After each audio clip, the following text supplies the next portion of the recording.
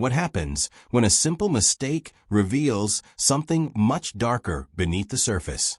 Rustwood Grill, nestled in a quiet suburb outside of Milwaukee, was about to witness something that would shake its foundation. Jonathan Reyes wasn't the kind of CEO who made headlines or flaunted wealth. He was the founder of a growing restaurant chain, but unlike other executives, he preferred to keep things humble. Instead of hiding behind office doors and emails, Jonathan made it a habit to visit his diners unrecognized, observing from the sidelines, blending in as just another regular customer. Tonight was no different that he slid into his usual booth near the window, ordering his standard black coffee and meatloaf special. The air in the diner felt calm, familiar faces, the soft clink of cutlery, the low murmur of conversation. But Jonathan's attention was drawn to something that felt off. Maya Lane, one of the waitresses, was moving through the space with her usual grace.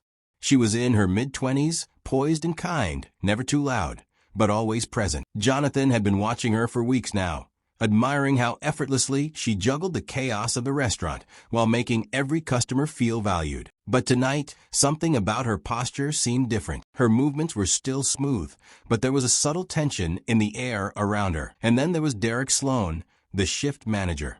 He stood near the kitchen doors, arms crossed, his eyes never straying far from Maya. Jonathan had been around long enough to recognize that look, the way a predator watches its prey, always observing, waiting for a weakness. Table 9 still waiting for their check, Derek barked across the room, his voice louder than necessary. His tone wasn't just impatient, it was laced with something darker, something condescending. Maya didn't flinch. "Yes, sir, I'll take care of it in just a moment," she replied, her voice calm. But Jonathan noticed a slight tremor in her hand as she wrote something down. It was a subtle shift, but it was enough to raise a red flag for Jonathan, that he knew what he was seeing. It wasn't just a regular bad day for Maya. No, there was something more, a silent battle being fought right before his eyes. Maya walked over to a family near the back of the diner. A dad, a mom, and their young daughter, all seated around a small table. She placed the food down, meatloaf for dad, mashed potatoes for mom, and corn for the little girl.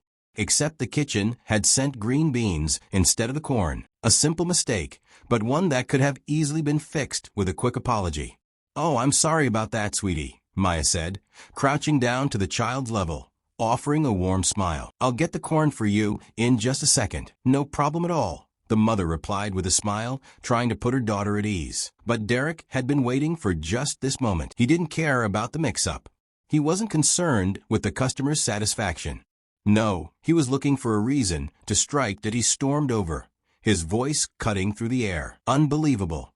Can't even get a kid's order right." The words hung in the air like a blade. The whole room seemed to pause. The clinking of dishes stopped. The murmur of conversation faded into an uncomfortable silence. It wasn't just the mistake, it was the venom in his voice. The sharp, deliberate way he spoke to Maya, as if she were less than human. "You people always mess it up," Derek spat out, his words dripping with disdain. Jonathan felt his stomach tighten. It wasn't just bad management, it was something worse. Something more insidious. Around the room, customers exchanged glances. A teenage girl stopped chewing her fries. A suited man slipped his phone into his pocket. A young couple at the corner table fell silent, their eyes flicking between Derek and Maya. Maya stood still, trying to keep her composure, but Jonathan could see the way her shoulders tensed. She was trying to hold it together, but Derek's words had struck deeper than he realized. "Don't walk away when I'm talking to you," Derek barked as Maya, trying to ignore him, turned back toward the kitchen. That was enough for Jonathan. He stood up, his movements deliberate. His gaze never left Derek as he crossed the room, making his way to the counter. Derek, still fuming, finally noticed him standing there. He forced a tight smile, clearly trying to regain some semblance of control. "Welcome, sir. I can take care of you right here," Derek said, his voice smooth but his eyes betraying the tension. Jonathan removed his cap slowly and looked Derek directly in the eye. "No need," he said coolly. "I'm Jonathan Reyes. I own this place." For a moment, Derek stood frozen. The room fell silent. He had no words, no defense for the ugliness that had just been exposed. I didn't realize," Derek stammered, his face turning pale. "In my office." "Now," Jonathan said, his voice calm but carrying an unmistakable authority. His words were final. As Jonathan walked toward the back, murmurs erupted across the room. Phones were already recording the scene. The truth had been revealed, and it was spreading faster than anyone could have anticipated. And this was only the beginning. "How long have you been working here?" Jonathan Reyes asked calmly as he settled into his chair. 2 years, sir," Derek Sloan replied, the confidence drained from his voice, replaced by nervous fidgeting. "And in those 2 years," Jonathan continued, reaching into his desk drawer and pulling out a slim folder, "how many complaints do you think have crossed my desk about your behavior?" Derek swallowed. "Mr. Reyes, I can explain. 7 formal complaints," Jonathan said, flipping the folder open. 3 from customers who witnessed incidents like today. 4 from former employees who quit because of your, what did they call it, targeted harassment. He laid the papers out carefully on the desk, like cards in a losing game Derek had no control over. "Those were all misunderstandings," Derek stammered. "And some of those employees, they just couldn't handle constructive criticism." Jonathan leaned forward slightly, voice still calm. "Before I owned this restaurant, I was a dishwasher, then a busboy, then a server. I've worked every role you can think of. You know what that taught me? The difference between constructive criticism and bullying." Outside the office, life continued. Plates clinked, soft conversations flowed, the hum of a regular diner evening. But in that room, something had shifted.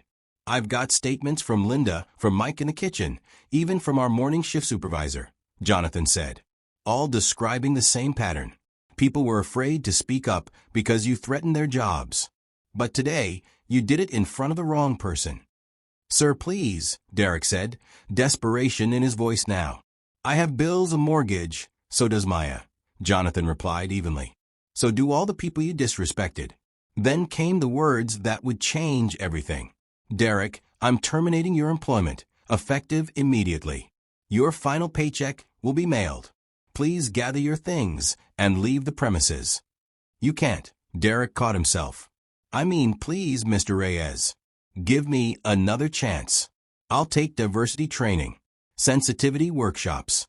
I'll change." "This isn't about workshops," Jonathan said, standing as he gathered the papers. "This is about who we are as a business and as people. The way you treated Maya today wasn't a mistake. It was a revelation." Derek's face twisted. "Good luck running this place without me. I'm the one who kept things in line." "Without you," Jonathan said softly, "we'll do just fine. Linda will step in as interim manager while we find a permanent replacement." The color returned to Derek's face, but this time it was red with rage. "Linda? That old?" Jonathan raised a brow. "Exactly," he said. "That's why you're leaving." Right on cue, Tom, the daytime security guard, appeared at the door. Derek stood, his swagger completely dissolved. "You'll regret this," he muttered. But even he didn't believe it anymore. Jonathan watched him go, then looked out at the floor through the office window. He saw Maya quietly helping a new server at the register. Linda handed a plate to a cook, steady and calm. Mike in the kitchen cracked a joke, drawing a rare laugh. And just like that, a weight lifted. The next few weeks brought subtle but powerful changes. With Derek gone, the atmosphere shifted like the first breeze of spring after a long winter. Linda stepped in as interim manager with a grace and calm authority that made everyone wonder why she hadn't run the place earlier. But the most remarkable transformation was Maya.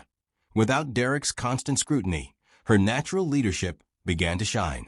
She handled stressful shifts with poise, trained newcomers with patience, and even started making small but effective suggestions on how to improve service. One morning, Jonathan stood beside Linda, watching Maya manage the breakfast rush. "She's got potential," Linda said, folding her arms with a quiet smile. "She just needed someone to see it."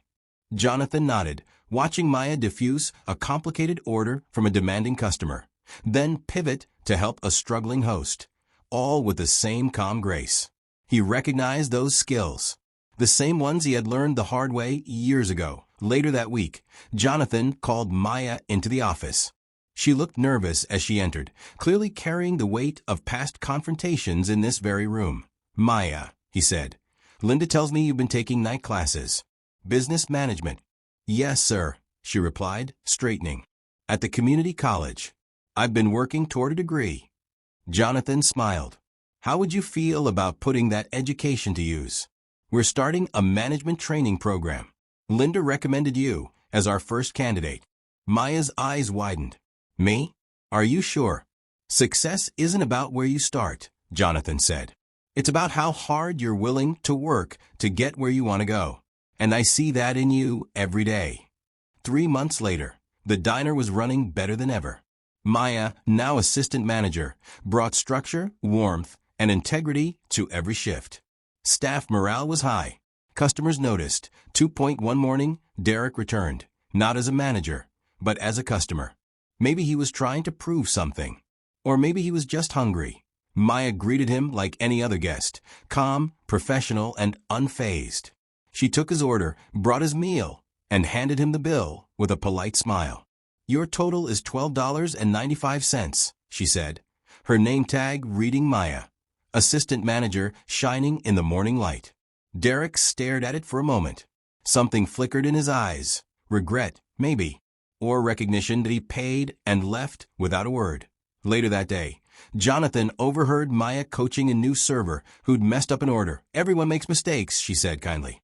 What matters is how we learn and how we treat others along the way. Jonathan smiled to himself. Sometimes, the best revenge isn't revenge at all. It's success, earned, honest, undeniable. And sometimes, all it takes to change a place is giving the right person a chance to rise.